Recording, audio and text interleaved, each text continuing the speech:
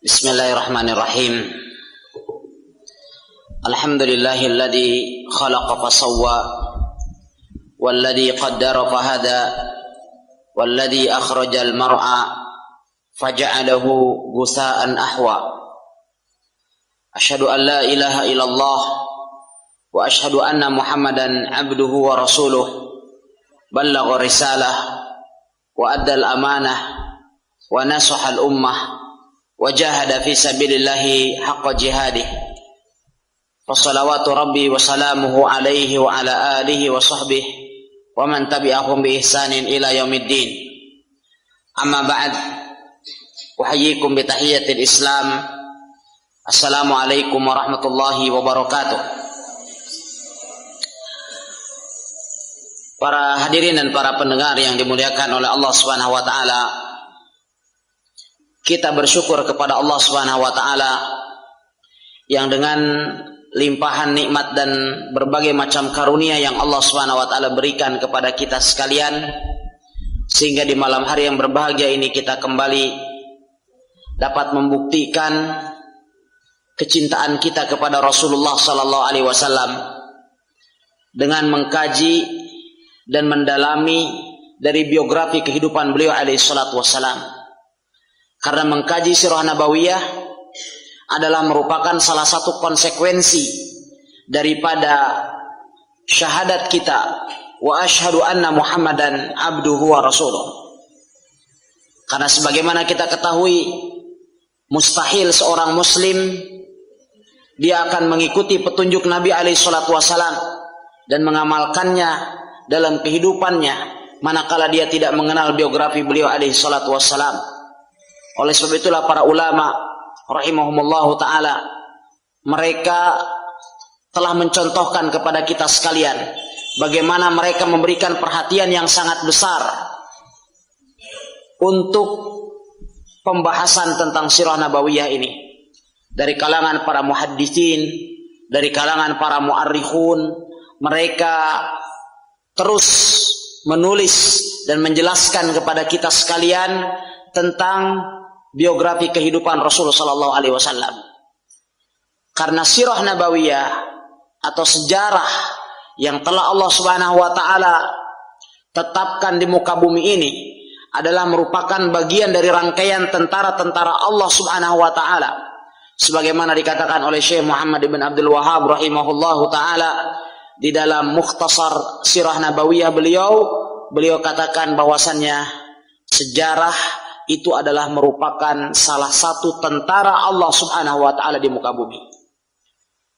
Karena dengan melihat sejarah, dengan melihat bukti dan fakta sejarah, seorang yang mu'anid, seorang yang membangkang, yang menolak agama Allah Subhanahu wa taala, mereka tidak bisa membantahnya. Mengapa demikian? Karena ini adalah merupakan sebuah fakta dan sejarah yang jelas. Terlebih sejarah Islam, sirah nabawiyah disampaikan kepada kita sekalian menurut riwayat-riwayat yang bisa dipertanggungjawabkan dari para perawi kita yang thiqat. Para hadirin dan para pendengar yang dimuliakan oleh Allah Subhanahu wa taala. Pembahasan kita malam hari ini kita akan membahas tentang Sulhul Hudaybiyah.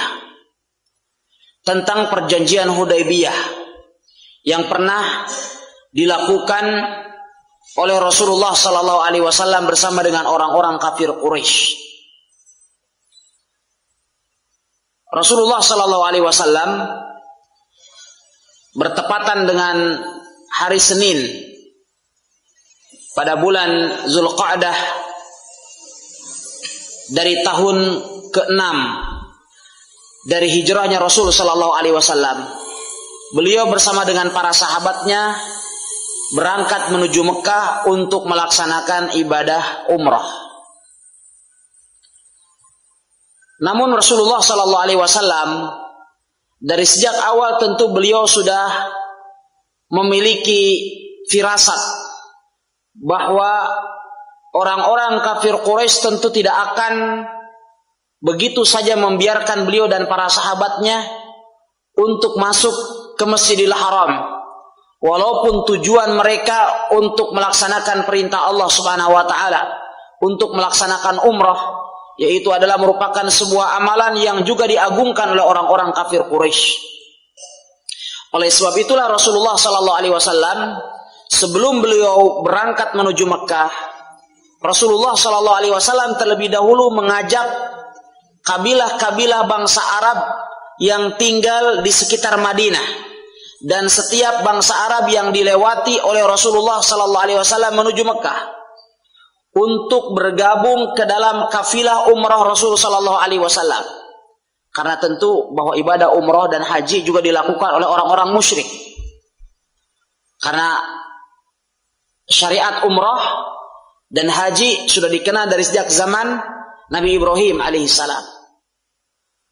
Maka beliau alaihissalatu wassalam berusaha untuk mengumpulkan sebanyak mungkin, mengumpulkan sebanyak mungkin orang-orang yang akan bergabung ke dalam rombongan beliau alaihissalatu wassalam dalam melaksanakan umrah.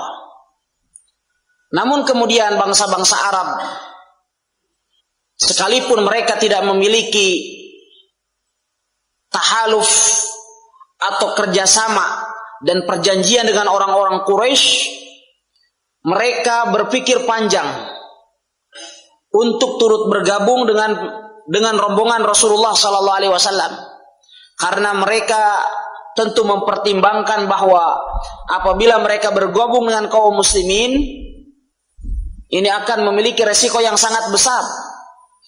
Karena mereka pun telah menduga bahwa pasti orang-orang Quraisy tidak akan membiarkan kaum muslimin masuk ke kota Makkah saat itu. Sehingga kemudian dengan berbagai macam alasan diajukan oleh orang-orang Arab kepada Rasulullah sallallahu alaihi wasallam dan para sahabatnya saat itu. Inilah yang kemudian dikisahkan oleh Allah Subhanahu wa taala dalam surat Al-Fath ayat yang ke-11. Allah Subhanahu wa taala menyebutkan tentang sikap orang-orang Arab Badui yang diajak oleh Rasulullah sallallahu alaihi wasallam ini. Allah Subhanahu wa taala berfirman, "Sayaqulu lakal mukhallafuna minal a'rab syaghalatna amwaluna wa ahluna fastaghfir lana." Akan berkata kepadamu wahai Muhammad, orang-orang Arab, orang-orang Arab pedalaman yang diajak olehmu untuk berangkat umrah, syaghalatna amwaluna wa ahluna, kita telah banyak disibukkan oleh harta benda kita dan oleh keluarga kita. Oleh sebab itu kami mohon maaf tidak bisa bergabung. Syaghalatna amwaluna wa ahluna fastaghfir lana. Oleh sebab itu kami hanya memohon saja, menitip doa kepadamu agar engkau mau memaafkan kami di Mekah sana gitu ya. Kadang juga pernyataan ini diungkapkan juga oleh sebagian kaum muslimin yang telah diberikan kelapangan harta, rizki oleh Allah Subhanahu wa taala, sudah mampu untuk melaksanakan ibadah haji atau umrah, tapi juga tidak berangkat juga untuk ibadah haji dan umrah. Alasannya apa? Syaghalatna amwaluna wa ahluna. Pernyataannya sama dengan orang-orang munafik ini, atau orang-orang Arab Badui yang diajak oleh Rasul untuk umrah. Mereka mengatakan, saya soalnya sibuk, bisnis saya di mana-mana, ya, urusan keluarga, urusan kantor dan lain sebagainya. Syaghalatna amwaluna wa ahluna. Kami oleh sebab itu nitip doa saja deh sama ustaz, katanya. Begitu ya. Nitip doa saja. Fastaghfir lana. Ya. Yaquluna bi alsinatihim ma laysa fi qulubihim. Allah Subhanahu wa taala berfirman, mereka mengatakan hal itu hanya dengan sebatas lisan-lisan mereka, yang sesungguhnya tidak didasari dengan atas dasar keyakinan yang ada dalam hati mereka. Itu hanya sekedar alasan, karena sesungguhnya mereka menyampaikan alasan tersebut bukan itu sebenarnya, tapi mereka takut dengan orang-orang kafir Quraisy. Qul faman yamliku lakum minallahi syai'a. Oleh sebab itu kemudian Allah Subhanahu wa taala berfirman, katakanlah wahai Muhammad kepada mereka, faman yamliku lakum minallahi syai'a in arada bikum darran aw arada bikum naf'a. Katakan wahai Muhammad kepada mereka, siapakah yang akan menolong kalian jikalau Allah Subhanahu wa taala berkehendak untuk menimpakan kemadaratan kepada kalian? Dengan kata lain, kalau kalian takut, udah bilang aja takut gitu ya. Jangan alasan bahwa keluarga, harta benda dan lain sebagainya. Katakan wahai Muhammad kepada mereka, siapa yang akan memberikan pertolongan kepadamu kalau seandainya Allah Subhanahu wa taala berkehendak untuk menimpakan kemadaratan kepadamu? Bal kana Allahu bima ta'maluna khabira. Akan tetapi Allah Subhanahu wa taala mengetahui apa yang kalian kerjakan, apa yang ada dalam isi hati kalian. Kemudian beliau alaihi salatu wasallam bersabda, kemudian Allah Subhanahu wa taala berfirman, bal dhanantum alla yanqalibar rasul wal mu'minuna ila ahlihim abada. Kemudian Allah Subhanahu wa taala mengungkap isi hati orang-orang Arab tersebut. Allah Subhanahu wa taala berfirman, bal dhanantum, akan tetapi kalian telah menduga, telah meyakini, alla yanqalibar rasul wal mu'minuna ila ahlihim abada. Kalian telah menduga bahwasannya Rasul dan orang-orang yang beriman itu tidak akan pernah bisa kembali lagi kepada keluarganya. Wa zuyyina dzalika fi qulubikum, dan itulah yang menghiasi hati kalian. Wa dhanantum dhannas saw wa kuntum qauman bura. Sungguh kalian telah berprasangka dengan prasangka yang buruk, dan sungguh kalian itu adalah merupakan kaum yang celaka atau berdosa. Para hadirin dan para pendengar yang dimuliakan oleh Allah Subhanahu wa taala, Imam Mujahid rahimahullahu taala, mufassir dari kalangan tabi'in, ini menyebutkan bahwa yang dimaksud dengan al-a'rab yaitu orang-orang Arab Badu yang enggan untuk turut bersama dengan Rasul sallallahu alaihi wasallam adalah A'rab atau bangsa Baduy dari Juhainah dan Muzainah, yang juga disebutkan oleh Imam Waqidi adalah Banu Bakar, Muzainah dan Juhainah. Mereka inilah yang menyampaikan alasan kepada Rasul sallallahu alaihi wasallam akan kesibukan mereka dengan keluarga mereka dan harta benda mereka, sehingga mereka tidak bisa berangkat umrah bersama dengan Rasul sallallahu alaihi wasallam. Sehingga kemudian pada akhirnya Rasulullah sallallahu alaihi wasallam beliau menyiapkan kaum muslimin untuk melaksanakan umrah. Beliau dan para sahabat pun tentu mempersiapkan diri, mempersenjatai diri mereka dengan membawa senjata yang identik dibawa oleh orang yang melakukan safar, perjalanan. Jadi senjata yang dibawa memang bukan untuk berperang, tapi senjata yang lazim untuk dibawa oleh setiap orang yang melakukan safar. Yang di zaman dahulu kalau orang bepergian mestilah membawa pedang, membawa panah, hanya sekedar untuk pembelaan diri saja apabila di tengah jalan ada mara bahaya yang mengancam mereka. Demikian juga dengan Rasul sallallahu alaihi wasallam dan para sahabatnya. Terlebih mereka pun sudah memiliki firasat bahwasannya orang-orang Quraisy sangat besar kemungkinannya untuk menghadang mereka, dan ini yang kemudian akan terjadi. Maka kemudian Rasulullah SAW saat itu keluar dengan para sahabatnya, dan jumlah mereka adalah sebanyak 1.400 orang. Rombongan yang sangat banyak. Ya, ikhwatal iman yang dimuliakan Allah Subhanahu wa taala, ketika kemudian Rasulullah SAW sampai di Dzul Hulaifah. Dzul Hulaifah adalah miqat terjauh dari Makkah, yang saat ini kita kenal dengan istilah Bir Ali, atau orang Indonesia tidak mau susah menyebut Bir, mereka mengatakan Bir Ali. Sehingga sebagian orang mengatakan Ali bin Abi Thalib pernah mabuk ya, kok ada birnya, katanya gitu. Padahal bukan bir, maksudnya adalah bi'r. Bi'r itu artinya sumur. Oleh sebab itu orang Arab biasa mengatakan bi'r Ali atau abyar Ali dalam bentuk jamak. Ya, ini adalah merupakan miqat terjauh dari Masjidil Haram jaraknya kurang lebih sekitar 450 km. Ini adalah mikot bagi penduduk Madinah dan mikot bagi setiap orang yang lewat dari arah Madinah bagi mereka yang ingin melaksanakan ibadah haji atau umrah. Rasulullah Shallallahu Alaihi Wasallam setelah sampai di Dzul Hulaifah, saat itu beliau alaihi salatu wasalam menyiapkan untanya yang beliau siapkan untuk untuk berkurban di Makkah. Beliau menyiapkan saat itu 70 ekor unta. Kemudian Rasulullah Shallallahu Alaihi Wasallam mengutus beberapa orang sahabat, ya, di antaranya adalah Busr ibn Sufyan al-Huzai al-Ka'bi, untuk mencari informasi tentang orang-orang Quraisy di Mekah sana. Sehingga tatkala kemudian kaum muslimin, ya, beliau atau mereka sampai ke sebuah tempat yang namanya Ar-Rauha,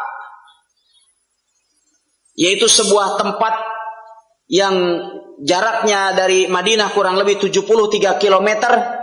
Saat itu kemudian mereka mendapatkan informasi tentang musuh mereka, yaitu orang-orang Quraisy, ya, bahwa saat itu mereka telah mendapatkan informasi akan keluarnya kaum muslimin, sehingga kemudian Rasulullah Shallallahu Alaihi Wasallam mengutus atau mendukung Busr ibn Sufyan al-Huzai dengan mengirimkan sahabat yang lain, di antaranya adalah Abu Qatadah al-Ansari radhiyallahu taalaan dengan beberapa orang dari sahabat yang lain.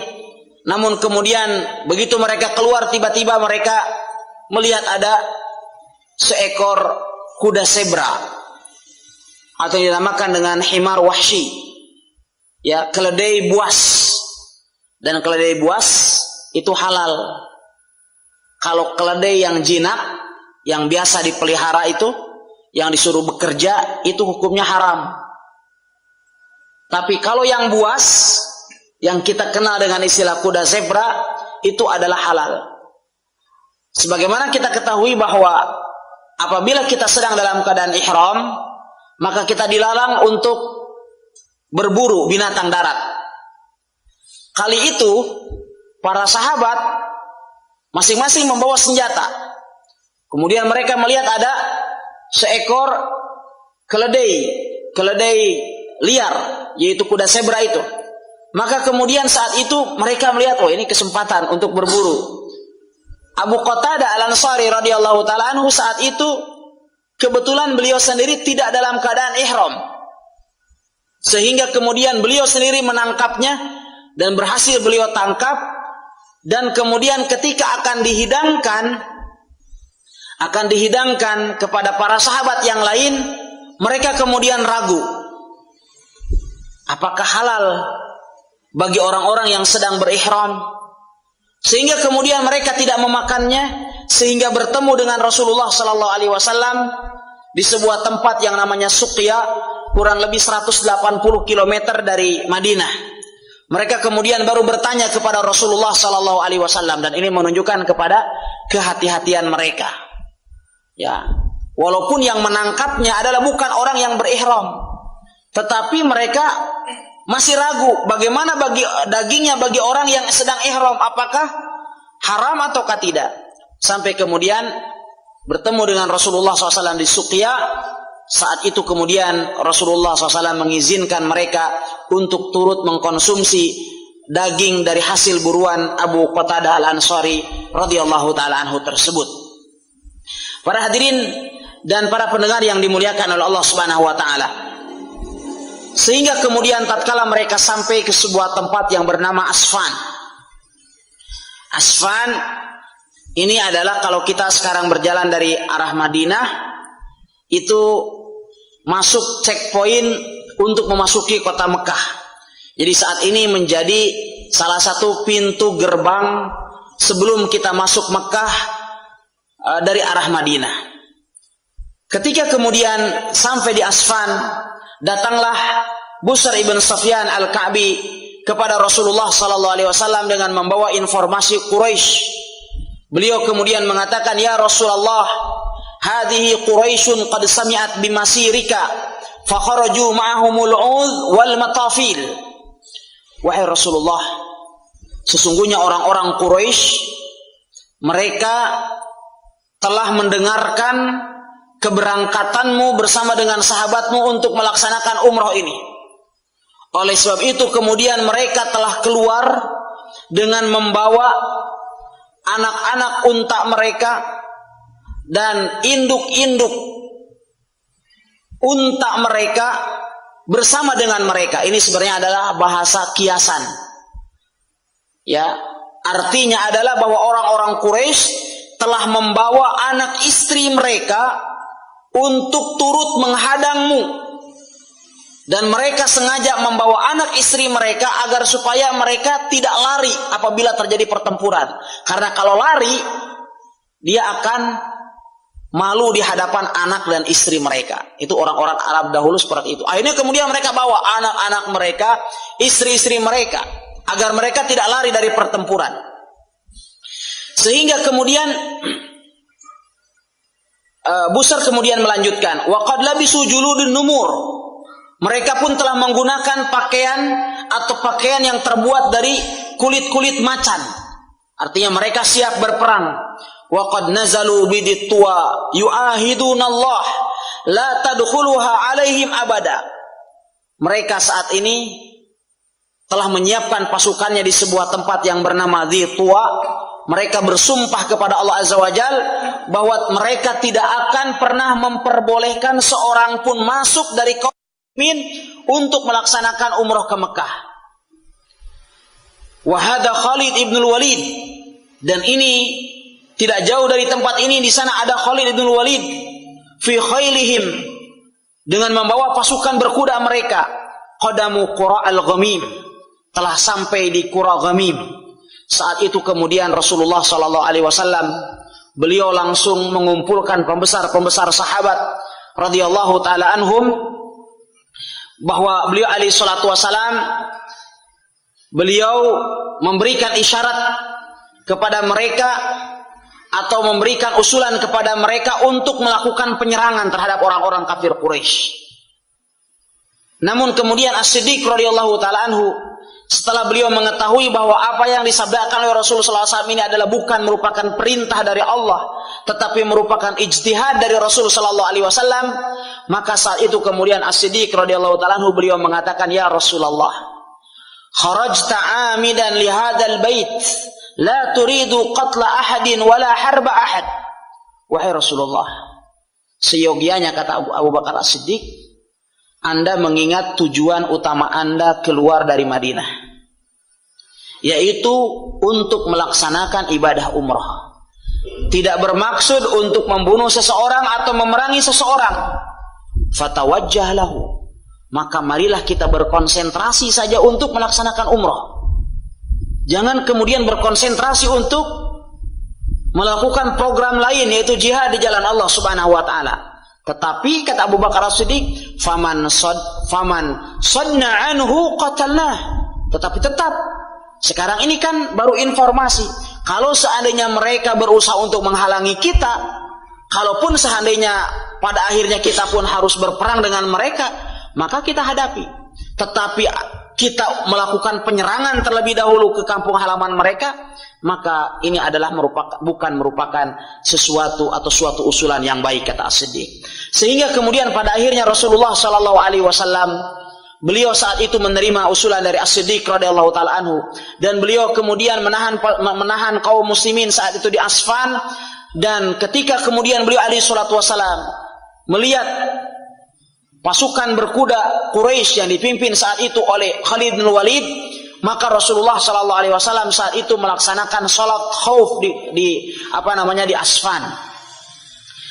Para hadirin dan para pendengar yang dimuliakan Allah Subhanahu wa taala, ketika kemudian Rasulullah SAW melihat adanya pasukan berkuda yang hendak menghalau beliau dan para sahabatnya, maka Rasulullah SAW kemudian lebih memilih untuk mengalihkan arah perjalanan, tidak melalui Thariqul Hijrah yang saat ini kita kenal, tetapi ya beliau melewati lembah lain ke bawah atau ke daratan rendah Hudaybiyah, sehingga kemudian beliau alaihi salatu wasalam sampai di tempat tersebut, dan kaum muslimin dan orang-orang Quraisy saat itu memandang bahwa Rasul sallallahu alaihi wasallam, mereka menduga bahwasanya Rasul sallallahu alaihi wasallam itu akan meninggalkan Makkah dan akan kembali ke Madinah, sehingga kemudian mereka pun pada akhirnya kembali menuju kampung halaman mereka di Makkah. Ikhwatal iman yang dimuliakan Allah Subhanahu wa taala, ketika sampai di Hudaybiyah, tiba-tiba kemudian unta Rasulullah sallallahu alaihi wasallam Al-Quswa tiba-tiba kemudian dia duduk. Dan kemudian dia tidak mau lagi untuk berjalan atau melanjutkan perjalanan menuju Mekah. Sehingga saat itu kemudian Rasulullah sallallahu alaihi wasallam atau para sahabat mereka mengatakan khala'atil quswa. Katanya Quswa duduk. Ini mesti ada apa-apa. Karena Quswa, unta Rasul sallallahu alaihi wasallam, selalu diperintahkan oleh Rasul SAW kepada para sahabatnya, da'ha fa innaha ma'murah. Biarkanlah Quswa itu berjalan karena sesungguhnya dia itu diperintah oleh Allah Subhanahu wa taala. Kapan berhenti, kapan harus berjalan, itu Quswa yang dijadikan sebagai acuan. Ketika di Hudaybiyah, Quswa langsung duduk. Kemudian disuruh berdiri lagi untuk melanjutkan perjalanan. Quswa pun kemudian tetap duduk, sehingga kemudian Rasulullah SAW bersabda, ma khala'atil Quswa wa ma dzaka laha bi khuluq walakin habasaha habisul fil. Unta Quswa ini tidak seperti biasanya, dia duduk seperti ini. Tidak ada yang menghalanginya, kata beliau alaihi salatu wasalam, kecuali yang telah menahan untanya Abraha, yaitu Allah Subhanahu wa taala. Bukan untanya apa? Gajahnya Abraha. Ya. Tidak ada yang menahan Quswa kecuali yang telah menahan gajahnya Abraha pada waktu peristiwa penghancuran atau penyerangan tentara Abraha terhadap Ka'bah. Sehingga kemudian Rasulullah sallallahu alaihi wasallam beliau bersabda, "Walladzi nafsi biyadihi la yas'alunani khuttatan yu'azzimuna fiha hurumatillah illa utituhum iyyaha." Demi yang jiwaku ada di tangannya, andaikan orang-orang Quraisy datang kepadaku dan kemudian mereka meminta syarat-syarat yang harus aku penuhi, dan syarat-syarat tersebut demi untuk mengagungkan syiar-syiar Allah Subhanahu wa taala, maka niscaya aku akan memberikannya kepada mereka. Ya. Sehingga kemudian setelah itu Rasulullah SAW kembali membangunkan Quswa, maka kemudian Quswa berdiri dan kemudian lompat, berjalan beberapa saat itu, namun kemudian kembali unta Quswa, unta Rasulullah sallallahu alaihi wasallam ini kemudian duduk di salah satu dataran rendah di Hudaybiyah menuju sebuah air atau sebuah sumur yang airnya sedikit saat itu. Sementara sahabat radhiyallahu taala anhum saat itu sudah ditimpa oleh kehausan. Maka ketika Rasulullah SAW melihat sumur yang ada di kawasan Hudaybiyah itu memiliki air yang sedikit, maka kemudian Rasulullah SAW beliau mengambil segenggam atau seciduk tangan air dari sumur tersebut, kemudian beliau alaihi salatu wasalam berkumur dengan mulutnya yang mulia, kemudian beliau alaihi salatu wasalam menghembuskan atau menyemburkan air tersebut dari mulut beliau yang mulia, sehingga kemudian para sahabat berlomba untuk mengambil air yang ada dalam sumur tersebut, dan kemudian mereka semuanya minum dari sumur tersebut dengan sepuas-puasnya.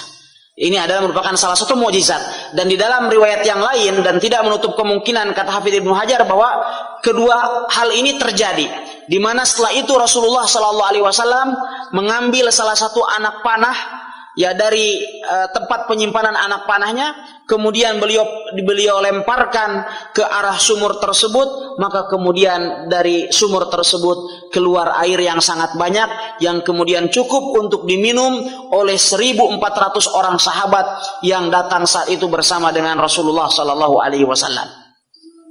Para hadirin dan para pendengar yang dimuliakan Allah Subhanahu wa taala. Rasulullah sallallahu alaihi wasallam terus melakukan negosiasi dengan orang-orang Quraisy untuk meyakinkan mereka bahwa mereka tidaklah datang kecuali hanya semata-mata untuk melaksanakan umrah. Mereka tidak mempersiapkan diri untuk berperang. Sehingga kemudian beliau alaihi salatu wasalam mengutus beberapa orang sahabat ke kalangan Quraisy, bahkan juga ada dari kalangan orang-orang Arab yang ada di sekitar Hudaybiyah, di antaranya adalah Budail ibn Warqa, datang bersama dengan sekelompok orang dari Huza'ah untuk menghadap Rasul sallallahu alaihi wasallam. Kemudian mereka melihat ya binatang-binatang ternak yang telah disiapkan untuk dikurbankan di Masjidil Haram. Saat itu pun mereka saksikan, sehingga kemudian Budail ibn Warqa juga kemudian meyakinkan orang-orang Quraisy bahwasannya kaum muslimin tidaklah datang ke Mekah saat itu kecuali untuk melaksanakan umrah. Namun kemudian mereka pun juga tidak percaya dengan apa yang dikatakan oleh Budail ibn Warqa dan beberapa orang dari Huza'ah, sehingga kemudian Rasulullah sallallahu alaihi wasallam kemudian mengirim sahabat yang lain, yaitu Khirash ibn Umayyah al-Huzai. Saat itu kemudian mereka pun tetap menolaknya. Kemudian Rasul sallallahu alaihi wasallam memanggil Umar ibn Khattab radhiyallahu ta'ala an. Ya Umar, ta'al. Umar, kemarilah engkau. Ya, lakukan negosiasi, berangkatlah engkau ke Mekah, berikan pengertian orang-orang Quraisy bahwa kita tidak datang untuk berperang. Umar ibn Khattab radhiyallahu ta'ala anhu, beliau kali ini menolak perintah dari Rasul sallallahu alaihi wasallam. Dengan sebuah pertimbangan yang beliau miliki.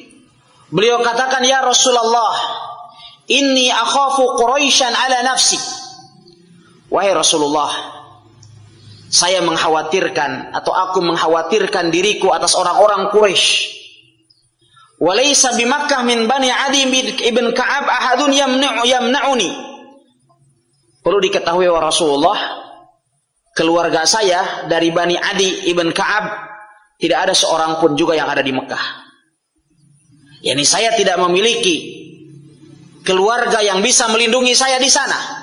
Sebagaimana kita dengarkan tadi pagi dalam kajian yang sangat bagus yang disampaikan oleh Dr. Arif Asyuja'an tentang bagaimana pentingnya kita melibatkan keluarga di dalam dakwah di jalan Allah Subhanahu wa taala. Umar bin Khattab radhiyallahu anhu beliau katakan, "Wahai Rasulullah, saya tidak punya keluarga di sana. Andaikan mereka menangkap saya, tidak ada yang berikan garansi dan jaminan kepada saya." Ya, dan telah Anda ketahui sendiri bahwasanya orang-orang Quraisy, wa qad arafta Quraisyun adawati iyyaha. Anda sendiri telah mengetahui bagaimana orang-orang Quraisy sangat memusuhiku. Ya, dan mereka pun telah mengenal bagaimana sikapku terhadap mereka. Kemudian Umar bin Khattab beliau mengatakan, "Walakin adulluka ala rajulin a'azzu biha minni." Akan tetapi saya akan tunjukkan kepada Anda seseorang yang lebih pas untuk mengemban amanah ini daripadaku. Akan ada yang lebih kuat daripadaku. Ada orang yang lebih kuat daripada Umar? Ternyata yang ditunjukkan oleh Umar bin Khattab radhiyallahu anhu bukan orang yang lebih kuat dari segi fisiknya. Yang dari segi fisiknya adalah jauh dikalah oleh Umar bin Khattab. Beliau katakan, "Ya Utsman ibn Affan." Utsman ibn Affan adalah orang yang pas. Mengapa demikian? Karena Utsman ibn Affan masih banyak memiliki keluarga, ya masih banyak memiliki keluarga di Mekah sana, ya. Sehingga kemudian Rasulullah Shallallahu Alaihi Wasallam beliau menerima usulan dari Umar bin Khattab radhiyallahu anhu, dan ini adalah menunjukkan bagaimana kebijakan para sahabat di dalam mengambil sikap dan keputusan. Ya, oleh sebab itu terkadang ketika kita misalnya hendak berdakwah di sebuah daerah, di sana misalnya mayoritas ya dihuni daerah tersebut oleh suku tertentu, maka semestinya bagian daripada hikmah yang harus kita utus ke sana adalah para dai, para penyeru kebenaran yang memiliki hubungan nasab kalau bisa, atau hubungan kesukuan dengan orang-orang yang ada di kawasan tersebut. Oleh sebab itu Rasul sallallahu alaihi wasallam kemudian ya mengirim Utsman bin Affan, karena tentu Bani Umayyah di antaranya adalah Abu Sufyan saat itu adalah masih berada di Mekah, dan itu adalah semua keluarga dari Utsman ibn Affan radhiyallahu taala anhu. Sehingga kemudian Rasulullah SAW memanggil Utsman, dan kemudian beliau alaihi salatu wasallam mengutus Utsman ke mereka, sehingga Utsman terlebih dahulu kemudian beliau memohon suaka dari Aban ibn Sa'id ibnul As al-Umawi, dari keluarga Utsman ibn Affan radhiyallahu taala anhu. Sehingga kemudian Utsman bin Affan menyampaikan negosiasinya bersama dengan orang-orang Quraisy. Sebenarnya beliau radhiyallahu anhu berhasil menyampaikan misinya, sehingga kemudian mereka mengizinkan kepada Utsman untuk tawaf. Katanya kalau begitu ya silahkan Anda tawaf sendiri, Anda silahkan tawaf di Masjidil Haram. Utsman bin Affan radhiyallahu anhu beliau mengatakan, tidak, demi Allah saya tidak akan pernah tawaf sehingga Rasulullah sallallahu alaihi wasallam tawaf bersama dengan saya. Dan ini dari keteguhan beliau radhiyallahu taala anhu. Sehingga kemudian Utsman ibn Affan radhiyallahu taala anhu ya beliau terus berusaha untuk melakukan negosiasi. Setelah beliau mengatakan ma kuntu li af'al hatta yatufa bihi Rasulullah sallallahu alaihi wasallam. Karena Utsman nampaknya melakukan negosiasi yang sangat alot dengan orang-orang Quraisy, sehingga kemudian Utsman ibn Affan radhiyallahu taala anhu terlambat untuk kembali kepada Rasulullah SAW yang tertahan di Hudaybiyah. Tersebarlah isu saat itu. Tersebarlah isu di kalangan kaum muslimin, wallahu taala alam dari mana isu itu datang. Yang jelas tersebarlah informasi kepada Rasul sallallahu alaihi wasallam dan para sahabatnya bahwa Utsman ibn Affan radhiyallahu taala anhu telah terbunuh. Dan itu adalah merupakan sebuah keaiban dalam sejarah bangsa Arab apabila ada seorang negosiator yang kemudian dibunuh. Sehingga seketika itu pula untuk membela seorang muslim, Rasulullah sallallahu alaihi wasallam beliau kemudian mengumpulkan para sahabatnya yang berjumlah 1.400 orang itu, dikumpulkan oleh Rasulullah sallallahu alaihi wasallam untuk dibaiat. Dan sebagian ulama mengatakan bahwa baiat di situ adalah baiatul maut, baiat untuk siap mati membela Utsman. Di dalam riwayat yang lain disebutkan baiat untuk tidak akan pernah lari dari pertempuran, untuk membela Utsman yang saat itu ikhwatal iman diisukan telah terbunuh, padahal baru sekedar isu, belum pasti, baru isu. Tetapi bagaimana spontanitas dari Rasul sallallahu alaihi wasallam, solidaritas para sahabat, mereka langsung menyatakan siap untuk mati di jalan Allah Subhanahu wa taala, untuk membela seorang muslim yang terbunuh. Apa yang saat ini telah kita lakukan? Setiap hari kita mendengarkan pembantaian demi pembantaian yang dilakukan oleh orang-orang kufar terhadap kaum muslimin. Apa yang dilakukan oleh orang-orang Syiah Rafidhah qatalahumullah. Setiap hari kita dengarkan informasi itu. Sudahkah terbetik dalam diri kita untuk siap membela agama Allah Subhanahu wa taala sampai titik darah penghabisan kita? Para sahabat radhiyallahu ta'ala begitu kemudian mereka mendengarkan isu, ini baru isu ini. Belum ada bukti, baru isu. Tapi mereka kemudian langsung menampakkan kesediaannya untuk berjihad di jalan Allah Subhanahu wa taala. Oleh sebab itu Rasulullah SAW bersabda, "Man mata wa lam yaghzu wa lam yuhaddits nafsahu bil ghazw, mata ala syu'batin nifaq." Di dalam riwayat yang lain, mata mitatan jahiliyah. Barang siapa yang meninggal sedangkan dia belum berjihad di jalan Allah Subhanahu wa taala, atau dia tidak pernah berniat untuk berjihad, untuk berjuang membela agama Allah Subhanahu wa taala, niat saja tidak punya, maka orang yang seperti itu meninggal dalam keadaan salah satu perangai dari perangai orang munafik, atau di dalam riwayat yang lain orang tersebut mati mirip dengan matinya orang jahiliyah. Ikhwatal iman yang dimuliakan oleh Allah Subhanahu wa taala, para sahabat kemudian mereka berbondong-bondong untuk berbaiat kepada Rasulullah sallallahu alaihi wasallam. Saat itu beliau alaihi salatu wasallam duduk di sebuah pohon yang bernama pohon Samurah, yang kemudian lebih dikenal dengan Syajaratul Ridwan. Pohon, di sebuah pohon yang sangat besar. Kemudian Rasulullah SAW saat itu membaiat para sahabatnya. Yang pertama kali membaiat beliau alaihi salatu wassalam adalah Abu Sinan Abdullah ibn Wahab al-Asadi. Kemudian diikuti oleh sahabat-sahabat yang lain.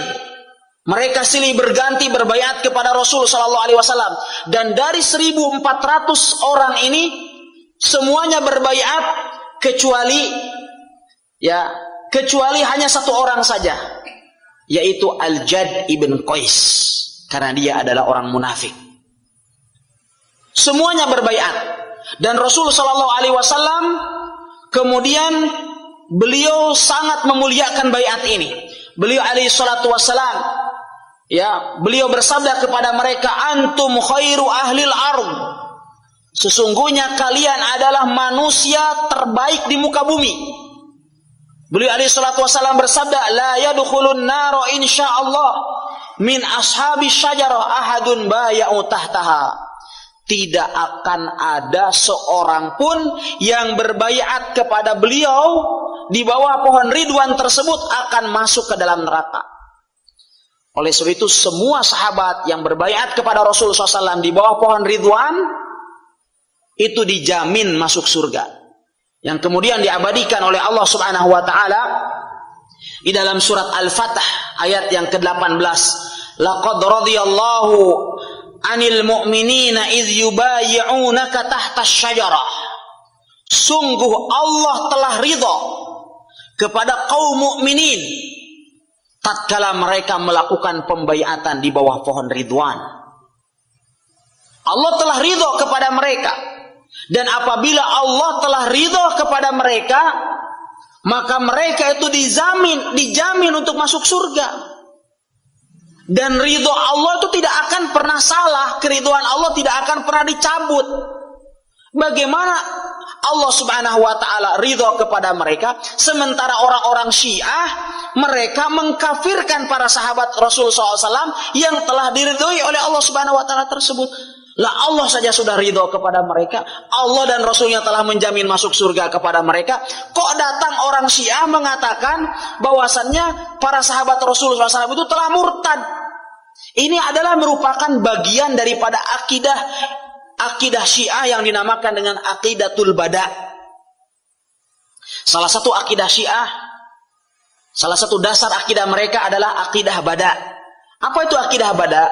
Akidah bada, mereka berkeyakinan bahwa Allah Subhanahu wa taala terkadang Allah itu nanti baru mengetahui tentang sesuatu setelah sesuatu itu terjadi. Jadi sebelumnya Allah tidak tahu. Oleh sebab itu terkadang keputusan Allah Subhanahu wa taala bisa salah dan kemudian nanti direvisi. Allah ridho memang pada awalnya katanya kepada para sahabat ketika berbaiat di bawah pohon Ridwan, namun kemudian belakangan ternyata keridhaan itu salah gitu. Ini dampak daripada akidah bada. Demikian juga misalnya ketika Allah Subhanahu wa taala memberikan wahyu kepada Rasul sallallahu alaihi wasallam, Itu menurut mereka sebuah kesalahan teknis terjadi karena sesungguhnya sebenarnya yang berhak itu adalah ternyata Ali gitu. Jadi ini juga adalah akidah Badah. Dan kemudian seusai Rasulullah SAW membaiat para sahabat, kemudian Rasulullah SAW mengambil atau mengangkat tangan kanannya dan kemudian mengangkat tangan kirinya dan tangan kanannya, kemudian beliau menepukkan kedua telapak tangannya ini, kemudian beliau mengatakan wahadihi li Utsman, dan ini adalah untuk Utsman. Yani kita ketahui bahwa di dalam proses pembaiatan itu berjabat tangan kan, semua para sahabat berjabat tangan. Setelah selesai kemudian Rasulullah SAW beliau bersabda, dan ini sambil menepukkan kedua tangan beliau adalah untuk Utsman. Maksudnya tangan yang satu ini adalah mewakili Utsman agar supaya Utsman ibn Affan radhiyallahu taala anhu juga mendapatkan fadilah dan keutamaan bai'atur ridwan. Lucunya Muhammad At-Tijani As-Samawi Ad-Dhal, seorang doktor yang sesat dari kalangan Syiah, penulis buku Akhirnya Kutemukan Kebenaran, yang sesungguhnya lebih tepat buku itu mestinya berjudul Akhirnya Kutemukan Kesesatan.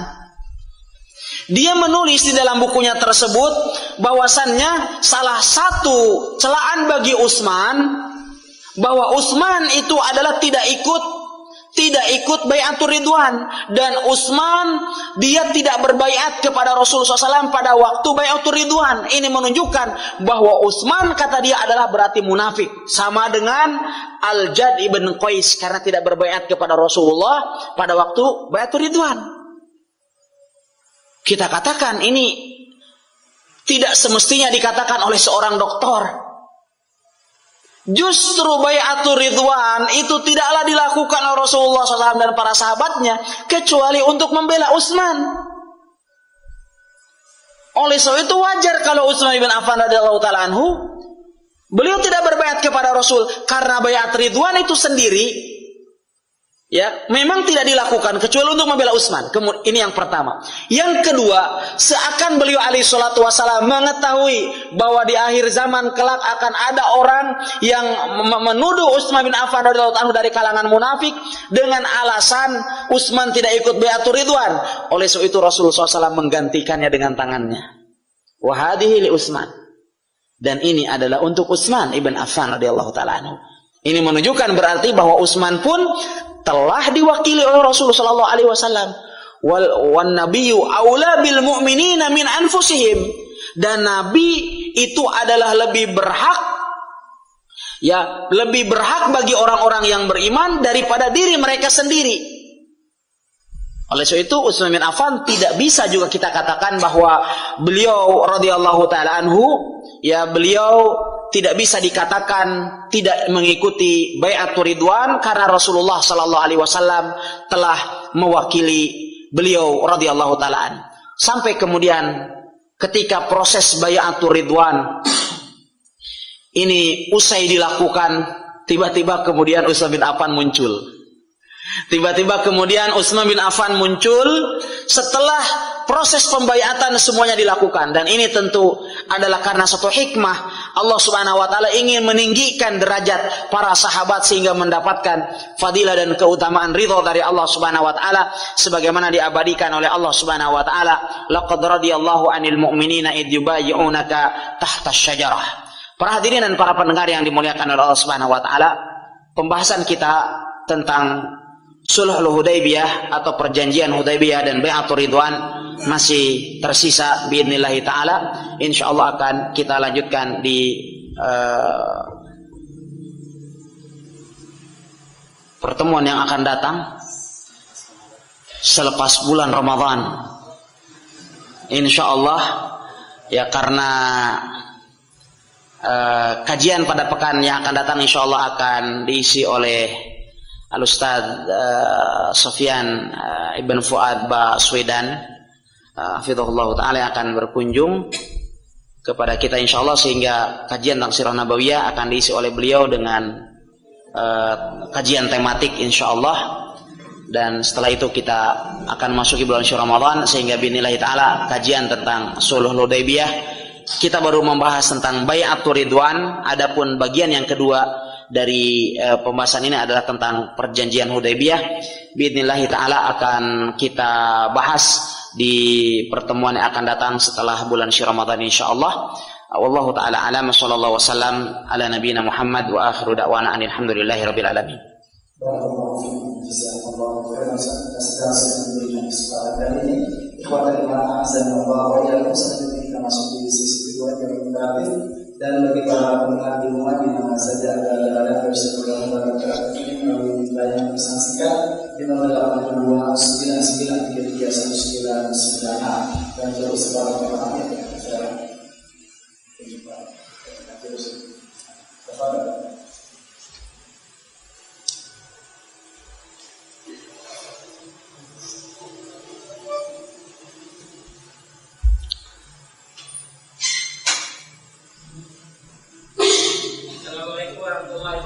Waalaikumsalam warahmatullahi wabarakatuh.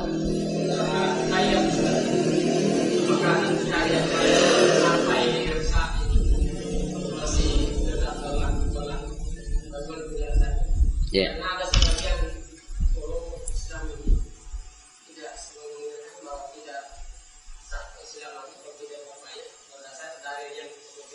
Ya. Assalamualaikum warahmatullahi wabarakatuh. Alhamdulillah wassalatu wassalam ala Rasulillah wa ala alihi wa sahbihi wa mawalah. Amma ba'd, pensyariatan baiat tentu masih berlaku sampai sekarang. Hanya saja penempatan baiat yang saat ini disalahgunakan oleh sebagian kelompok Islam, di mana mereka melakukan pembaiatan untuk membangun loyalitas di atas baiat tersebut.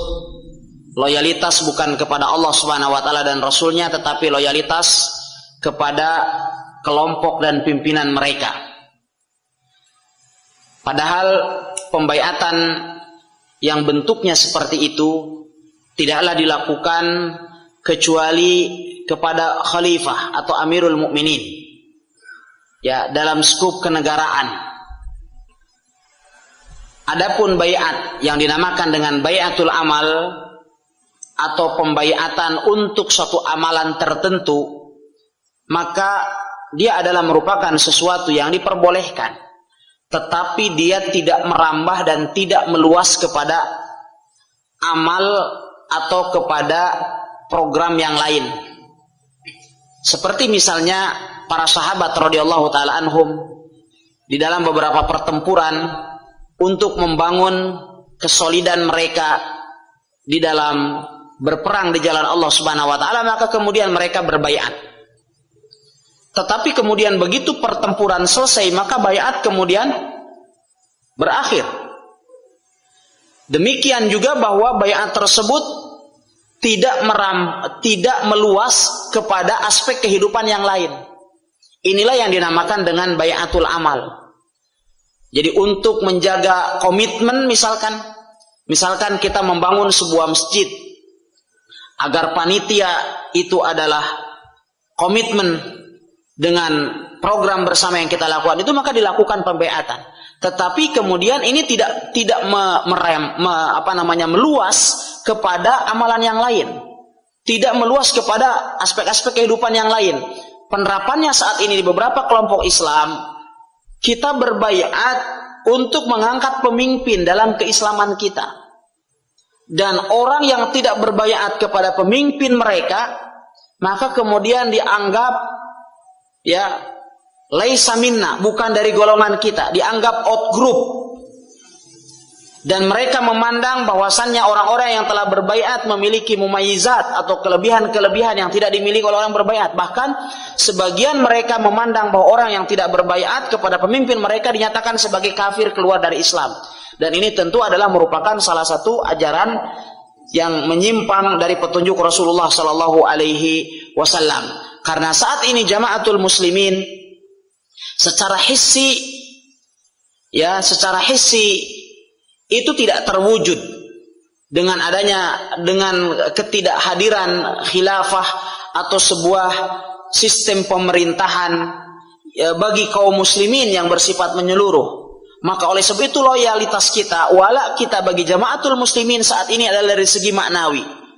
Kapan kita menghalalkan apa yang dihalalkan oleh Allah, mengharamkan apa yang diharamkan oleh Allah Subhanahu wa taala, maka saat itu berarti kita telah berjamaah.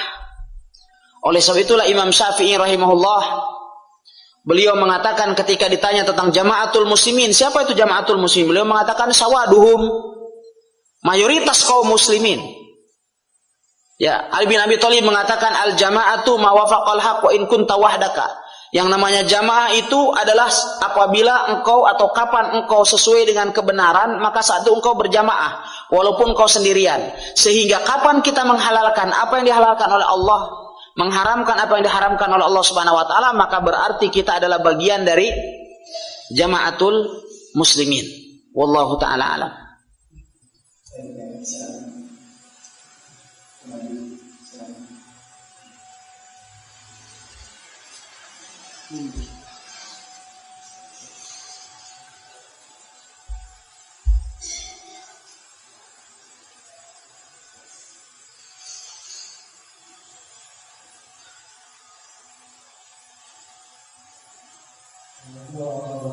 Assalamualaikum warahmatullahi wabarakatuh. Fikum barakallah. Dari manusia di mana kalau masalah manusia diusir ke mana? Ada salah satu komentar yang mengatakan orang yang meminta masalah sila itu jenis dan dewasa dalam sila, di mana hal tersebut tidak pernah terjadi pada sahabat Rasul. Bagaimana bisa antum ulang suaranya? Dalam dialog Syiah diusir negara kemana? Oke. Kemudian ada satu komentar bahwa orang-orang yang berbicara masalah Sunni dan Syiah itu begitu sekali. Orang-orang yang mengangkat perbedaan antara Sunni dan Syiah adalah orang yang tidak dewasa. Iya. Terkait dengan para di pacar tadi, di mana saya menjelaskan berpikir untuk ya. Kemudian ada hadis yang menunjukkan bahwa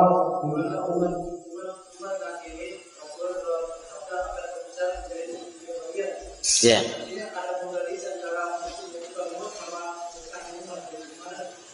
Iya. Alhamdulillah wassalatu wassalam ala Rasulillah wa ala alihi wa sahbihi wa mawalah. Amma ba'd. Yang pertama, bahwa orang-orang Syiah adalah kaum pembohong, sehingga kemudian sesungguhnya membangun dialog dengan mereka adalah sebuah kesia-siaan. Karena bagaimana mungkin kita akan berdiskusi dengan orang yang telah kita ketahui bahwa dia adalah pendusta, sehingga kita tidak akan bisa berdiskusi secara ilmiah, tidak akan pernah bisa diskusi dengan penuh amanah. Karena berdusta bagi mereka itu adalah sesuatu yang halal, bahkan ibadah. Oleh sebab itu saya sendiri kemarin melihat diskusi itu, ya, dengan tema Syiah diusir negara kemana, itu yang ada cuma sakit hati tatkala kita tidak diberikan kesempatan untuk berbicara. Kenapa? Karena dia memutarbalikan fakta dengan sangat jelas. Dia katakan, siapa kasih sekjen dari Jamaah Ahlul Bait, dia katakan bahwa tidak ada itu praktek kawin kontrak di kalangan Syiah. Anda boleh turun tanyakan kepada pengikut Syiah, katanya di Sampang itu. Mana yang pernah mempraktekkan kawin kontrak? Sholat kami sama, Tuhan kami sama. Ya, tidak ada kita menghalalkan kawin kontrak. Ini adalah sebuah pemutar balikan fakta yang sangat jelas. Sholat kami sama, syahadat kami sama. Bagaimana caranya sholat Syiah sama? Ya, Syiah mengatakan mengucapkan amin setelah Al-Fatihah itu adalah pembatal sholat.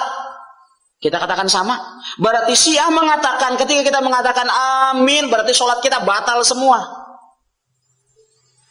Syiah mengatakan meletakkan tangan kanan di atas tangan kiri di atas dada ketika sholat itu adalah pembatal sholat. Syiah sholatnya cuma 3 kali.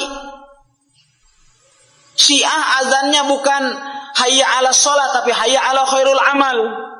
Syiah adanya bukan asyhadu alla ilallah wa asyhadu anna rasulullah, bukan hanya itu, tapi dia mengatakan asyhadu anna ali waliyullah. Syiah kita mengatakan rukun Islam ada 5, rukun pertama adalah syahadatain. Syiah mengatakan rukun Islam ada 5, tapi rukun pertamanya adalah al-wilayah. Jadi berbeda. Sehingga kemudian apabila ada komentar dia mengatakan orang yang mengangkat isu perbedaan antara Syiah dan Sunni itu adalah tidak dewasa. Sesungguhnya orang yang tidak mengangkat perbedaan antara Sunnah dan Syiah itu adalah himar, keledai. Umar ibn al-Khattab radhiyallahu anhu beliau mengatakan, "Man istaghdaba wa lam yaghdab fahuwa himar." Barang siapa yang semestinya dia marah tapi dia tidak marah, itu keledai, itu orang seperti itu. Bagaimana caranya kita tidak marah? Ada orang mengatakan Al-Quran telah dirubah oleh para sahabat, kita tidak marah. Bagaimana kita tidak marah? Ada orang yang mengatakan bahwa istri-istri Rasulullah SAW itu adalah pezina. Jangan istri Rasul, ibu kita kalau dikatakan seperti itu kita pasti marah. Bagaimana dengan ibu kaum mukminin semua dikatakan seperti itu? Bagaimana kita tidak marah? Sahabat-sahabat Rasul sallallahu alaihi wasallam yang itu adalah merupakan generasi pertama Islam, generasi terbaik Islam, para sahabat Rasul SAW yang telah menyampaikan agama ini kepada kita. Kemudian mereka katakan kafir dan murtad. Dan banyak lagi. Oleh sebab itu kita jawab.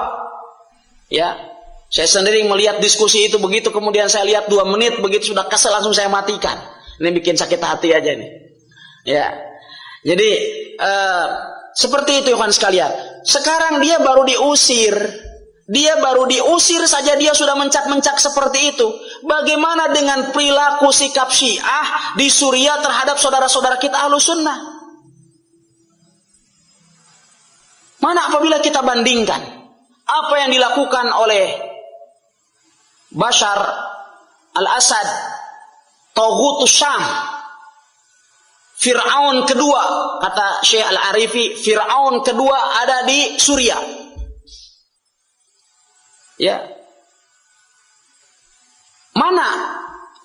Manakala kita bandingkan antara sikap negara kita saat ini yang jauh bersikap lemah lembut terhadap orang Syiah adalah jauh lebih baik daripada sikap pemerintah Syiah terhadap Ahlus Sunnah.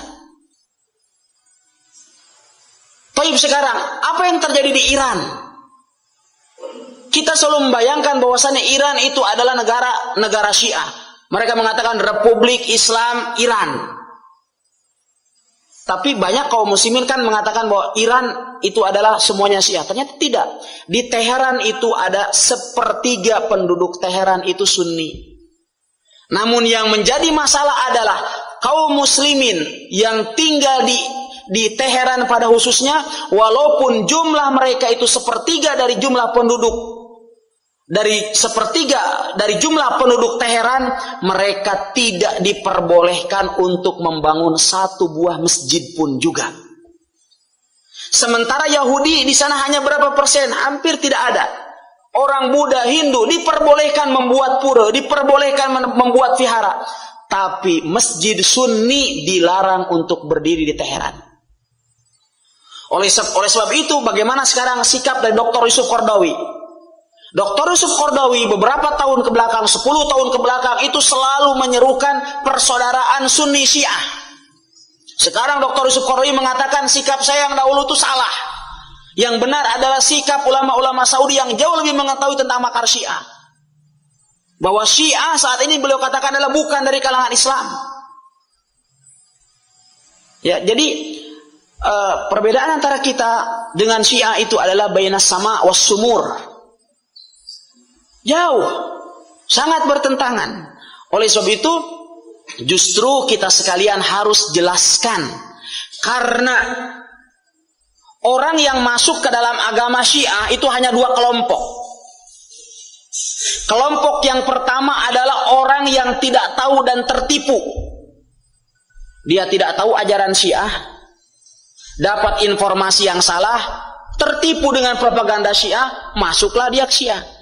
Orang yang tidak tahu, orang yang tertipu harus kita beritahu, harus kita ajari agar dia tidak tertipu.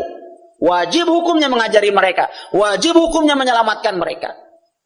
Yang kedua, orang yang masuk ke dalam Syiah, kemungkinan yang kedua adalah orang yang menginginkan syahwat, orang yang menginginkan syubhat di tengah-tengah kaum muslimin, dan mereka ini adalah harus kita ungkap makarnya. Dan ini adalah bagian daripada jihad di jalan Allah Subhanahu wa taala. Bahkan Imam Ahmad bin Hanbal rahimahullahu taala ketika beliau ditanya, mana yang lebih besar pahalanya di sisi Allah Subhanahu wa taala? Berperang melawan musuh-musuh Allah Subhanahu wa taala dari kalangan penjajah yang melakukan pembantaian terhadap kaum muslimin, atau melawan ahlul bid'ah dan menyerang atau menjelaskan, membantah syubhat-syubhat yang mereka sampaikan kepada kaum muslimin? Imam Ahmad mengatakan, menyerang dan melawan, membantah ahlul bid'ah itu lebih besar pahalanya di sisi Allah Subhanahu wa taala. Mengapa demikian? Karena kalau kita melawan penjajah dia hanya mengancam apa? Mengancam nyawa kita. Bisa jadi kalau mereka membunuh kita, kita mati syahid. Itu penjajah. Mereka tidak langsung menyerang akidah kita, tapi pengikut-pengikut dan penyeru-penyeru syubhat, kesesatan itu langsung menyerang akidah kita. Kapan kita terkena syubhat dan serangan mereka, kita akan masuk ke neraka. Oleh sebab itu Imam Ahmad mengatakan bahwa membantah aliran-aliran sesat ini pahalanya lebih besar daripada orang yang berjihad ya secara fisik di jalan Allah Subhanahu wa taala. Kemudian berikutnya, bahwasannya Allah Subhanahu wa taala memerintahkan kepada kita sekalian untuk bersatu. Wa'tasimu bihablillahi jami'an wa la tafarraqu. Demikian juga Allah Subhanahu wa taala berfirman di dalam surat Al-An'am, wa anna hadza sirati mustaqiman fattabi'uhu wa la tattabi'us subula fatafarraqa bikum an sabilih dzalikum wasaqum bihi la'allakum tattaqun. Kita diperintahkan untuk ya bersatu, untuk tidak bercerai-berai di atas manhaj yang telah ditetapkan oleh Allah Subhanahu wa taala dan Rasulnya. Namun di sisi yang lain, Rasulullah sallallahu alaihi wasallam beliau telah menjelaskan kepada kita sekalian, wasataftariqu hadhil ummah ila 73 firqatan kulluhum finnari illa wahidah. Dan umat ini akan terpecah menjadi 73 golongan, semuanya terancam dengan neraka kecuali hanya satu yang selamat, yaitu orang-orang yang senantiasa berpegang teguh kepada petunjuk Rasul dan petunjuk para sahabatnya. Orang Syiah, kembali saya garis bawahi, adalah kelompok yang pertama kali keluar dari golongan selamat. Karena kriteria golongan yang selamat apa? Orang pegang teguh kepada petunjuk Nabi dan petunjuk para sahabat. Orang Syiah mengkafirkan para sahabat. Kalau begitu, dia adalah atau mereka adalah orang yang pertama kali disingkirkan dari golongan yang selamat ini. Rasulullah SAW dalam hadis iftiraqul ummah ini adalah menjelaskan tentang realita. Tetapi tidak berarti kemudian kalau begitu, lalu mengapa kita harus menyatukan umat sementara Allah Subhanahu wa taala dan Rasul yang telah menjelaskan kepada kita sekalian bahwa umat akan terpecah belah. Wala yazaluna mukhtalifina illa man rahima rabbuka walidzalika khalaqahum. Allah Subhanahu wa taala berfirman, dan mereka manusia akan senantiasa berselisih pendapat kecuali orang-orang yang dirahmati oleh Allah Subhanahu wa taala. Oleh sebab itu Allah menciptakan mereka. Jadi memang umat manusia realitanya akan terus berselisih. Tetapi orang-orang yang dirahmati oleh Allah Subhanahu wa taala akan senantiasa bersatu di atas kebenaran. Dan inilah yang kita serukan agar Allah merahmati kita. Ya, illa man rahima rabbuk, kecuali orang-orang yang dirahmati oleh Allah Subhanahu wa taala. Berarti orang-orang yang bercerai-berai, yang berpecah belah tidak dirahmati oleh Allah Subhanahu wa taala. Oleh sebab itu ada hadis palsu yang sering diangkat oleh para pengusung Bhinneka Tunggal Ika ujung-ujungnya. Ya. Ikhtilafu ummati rahmah. Perselisihan umat itu rahmat. Itu selalu nanti sebentar lagi di bulan Ramadan itu akan banyak keluar dari para penceramah ini. Biasanya kalau mereka sudah sudah terpepet ketika diskusi begitu, tidak bisa lagi menjawab, ujung-ujungnya kita ini adalah Bhinneka Tunggal Ika. Ikhtilaf ummati rahmah. Pada itu adalah hadis palsu sebagaimana dikatakan oleh Syekh Al-Albani rahimahullah taala di dalam muqaddimah sifat salat Nabi. Karena ya tetap Islam memerintahkan persatuan. Bagaimana kok berselisih, bercerai-berai kok dikatakan rahmat? Itu dari mana kamusnya? Ya. Oleh sebab itulah Rasulullah SAW memerintahkan kita untuk bersatu agar mendapatkan rahmat dari Allah Subhanahu wa taala tersebut. Adapun sabda Rasulullah SAW tadi yang menjelaskan tentang perselisihan umat, itu adalah penjelasan dari beliau tentang realita yang akan dihadapi oleh umat di akhir zaman. Wallahu ta'ala a'lam wa sallallahu wasallam ala nabiyyina Muhammad wa akhiru da'wana alhamdulillahirabbil alamin. Karena waktu ini batasi kita terakhir satu pertanyaan dari Ibu Nur Sidatahir di Australia. Bismillah. Ustaz, apakah diperbolehkan apabila kita ingin mendoakan sahabat kita di Suriah dengan doa Quran apabila kita melakukan salat witir? Mohon penjelasannya Ustaz. Jazakallahu khairan. Alhamdulillah wassalatu wassalam ala Rasulillah wa ala alihi wa sahbihi wa mawalah. Amma ba'an, diperbolehkan bagi kita sekalian untuk melakukan qunut nazilah. Ya sebagaimana dilakukan oleh Syekh kita pagi tadi di masjid ini, beliau melakukan qunut nazilah. Ya qunut karena peristiwa yang luar biasa yang menimpa kaum muslimin, yang diderita oleh kaum muslimin, oleh saudara-saudara kita di Suriah. Maka qunut tidak hanya dilakukan pada waktu sholat witir atau pada waktu sholat subuh, bahkan dalam sholat-sholat yang lain, ya boleh kita lakukan qunut untuk mendoakan saudara-saudara kita di Suriah, sebagaimana yang dilakukan oleh Rasulullah SAW ketika terjadi peristiwa Bi'r Ma'unah. Sebagaimana kita ketahui, ketika 70 orang sahabat Rasulullah SAW dibantai oleh Ri'al dan Zakwan, maka beliau SAW melaksanakan qunut selama 1 bulan penuh, dan itu tidak hanya dilakukan pada waktu sholat subuh atau sholat witir oleh beliau SAW, namun di seluruh sholat-sholat wajib beliau melaksanakan qunut nazilah untuk mendoakan para sahabat yang gugur di Bi'r Ma'unah dan untuk melaknat mereka orang-orang yang telah mendolimi para sahabat tersebut. Demikian wallahu taala alam wa sallallahu wasallam ala nabiyina Muhammad. Dan biidznillah taala di bulan Ramadan ada kajian menjelang berbuka puasa di TVRI Sulawesi Tenggara, kajian tentang Sirah Nabawiyah. Ada 30 episode.